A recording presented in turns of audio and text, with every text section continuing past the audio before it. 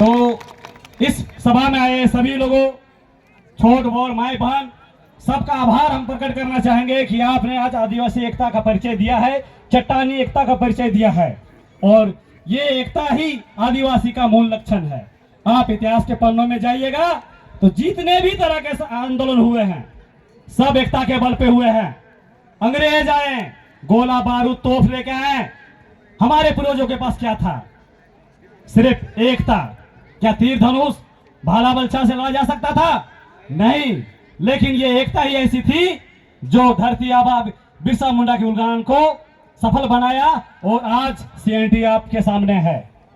तो इसीलिए इस एकता को बनाए रखना है, और जब जब इस तरह का अतिक्रमण हो, दुश्मन साजिश करे, तो उसे मिटाना भी है। मैं अपने बातों को दूसरी ओर ले जाना चाहूंगा। जो इस मुनर पहाड़ में एक अहम हिस्सा दिखाई दे रहा है, मुद्दा जो है कि तमाम हमारे आदिवासी भाई बहन बोल रहे हैं कि सरना सनातन एक है। क्या है? सरना सनातन एक है। सनातन मतलब समझते हैं आप लोग? हाँ। सनातन मतलब हिंदू विचारधारा, हिंदू पंथ के लोग। तो क्या सरना सनातन एक है? नहीं। जोर से आवाज नहीं आ रही है। सरना सनातन एक है? नहीं। बेशक यही जज्बा अपने दिल में रखिए, दिमाग में रखिए, अपने बच्चों को सिखाइए, ताकि वो जय श्री राम और बजरंग बली का नारा घर में ना लगाए, बहु बेटिया कलश यात्रा में ना जाए। ये दिमाग में रखना होगा। जिस दिन ये आपके दिमाग में आ गया, समझिए उस दिन से आदिवासी एकता जिंदाबाद हो जाएगा। अब यहाँ पे मैं एक स्लोगन रखना चाहूंगा उन लोगों के लिए जिनको लगता है कि मैं सरना सनातन एक है, मैं हिंदू हूँ। भाई आप अपने घर में कुछ भी हो, रंगा सियार हो, शेर हो, भालू हो, चाहे लोमड़ी हो, हम लोग को मतलब नहीं है, समाज को लोगों को मतलब नहीं है। तुम अपने घर में रहो और बेशक रहो, लेकिन पूरे समाज को बरगलाने का काम नहीं करो।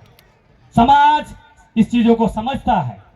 मैं उन लोगों के लिए बोलना चाहूंगा कि जिनको खुद का इतिहास नहीं पता, जिनको खुद का इतिहास नहीं पता, वो हमें इतिहास पढ़ाने चले हैं। बड़ा बेगैरत है वो मेरा भाई, मेरा बड़ा बेगैरत है भाई मेरा, जो सरना सनातन एक और खुद को हिंदू बता रहे हैं। ऐसा नहीं होता है। सरना अलग है, सनातन अलग है। सरना आदिवासी है, प्रकृति पूजक है। और मैं युवाओं से अपील करना चाहूंगा और युवतियों से खासकर अपील करना चाहूंगा कि सोशल मीडिया से बाहर निकलिए, रील बनाने से बाहर निकलिए और अपने अतीत को जानिए, अपने इतिहास को जानिए, तब जाके आप युद्ध लड़ सकते हैं। नहीं तो ठुमके लगाने से हमारी जुतियां कहां तक जाइएगा? हर जगह शोषण है। तो किताब खोलिए, इतिहास पढ़िए, गूगल पे सर्च मारिए, ये महाराजा मंदरा मुंडा कौन था, ये मुनर पहाड़ का इतिहास क्या है। आज हमको बताना पड़ता है, हमारे अगुवाओं को बताना पड़ रहा है, तो उसको जानिए। और बहुत चंद शब्दों में मैं अपने बारे को विराम देना चाहूंगा, लेकिन मैं चाहूंगा कि सरना सनातन एक है, इसको कोई भी समझ सकता है। पहला बात, कोई भी धर्म होता है उसका संचालन का कोई पद्धति होता है। हिंदू में जाइए, वेद पुराण के द्वारा वो सोसाइटी संचालित होता है। मुस्लिम में जाइए, कुरान के द्वारा वो संचालित होता है। ईसाई में जाइए, वो बाइबिल के द्वारा संचालित होता है। लेकिन आदिवासी का कोई धर्म ग्रंथ है क्या? नहीं है क्या?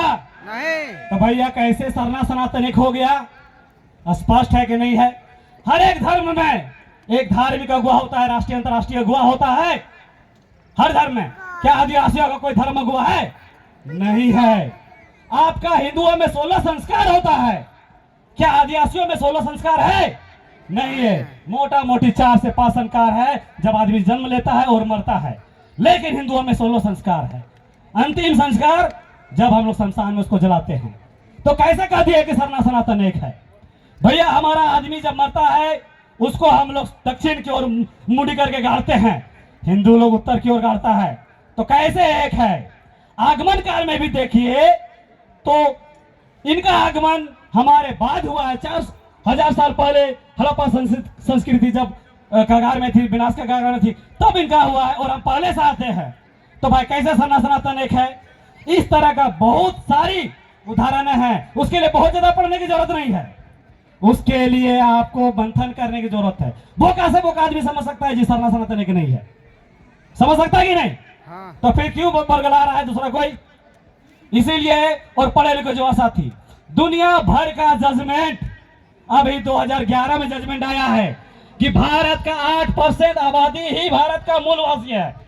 8% आबादी कौन है? हम आदिवासी है। हम इस देश का मालिक है। वो 8%, 92% जो लोग हैं वो दीकू लोग बाहर से आया हुआ है। तो फिर सरना सनातन एक कैसे हुआ? तो बहुत सारे एग्जाम्पल है जिसके थ्रू हम जान सकते हैं कि सरना सनातन एक है। इसलिए ज्यादा बरगलाने की जरूरत नहीं, गड़बड़ाने की जरूरत नहीं है। हम आदिवासी है, प्रकृति पूजक है। हम लोग मूर्ति नहीं पूजते हैं। हम लोग नास्तिक है ना आस्तिक है, हम वास्तविक है। जो दिखता है, सूरज दिखता है, पृथ्वी दिखता है, नदी नाला ढोला दिखता है, इसका हम लोग पूजा करते हैं। हम आदिवासी है। तो दिमाग में ये चीज नहीं रखिएगा कि आदिवासी और सनातन एक है। और ये जो रंगासियार लोग जो घूम रहा है, जो रंगासियार लोग घूम रहा है, धर्म का ठेकेदार, समाज का ठेकेदार, राजनीति का ठेकेदार, जो चोला पहन के सरना सनातन एक करके बोल रहा है, मैं उन लोगों से मैसेज देना चाहता हूं कि अब ये रंगासियार ज्यादा दिन नहीं चलने वाला है। अब घेराबंदी होगा, घेराबंदी होगा और सेंद्रा होगा।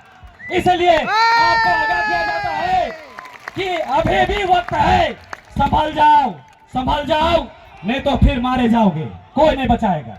बस इन्हीं शब्दों के साथ, क्योंकि समय कम है, हर चीज को एक ही मंच में नहीं बोला जा सकता है। अब मैं चाहता हूं कि जो भी अगला वक्ता है उनको मौका दिया जाए। जोहार। मैं दिनेश मुंडा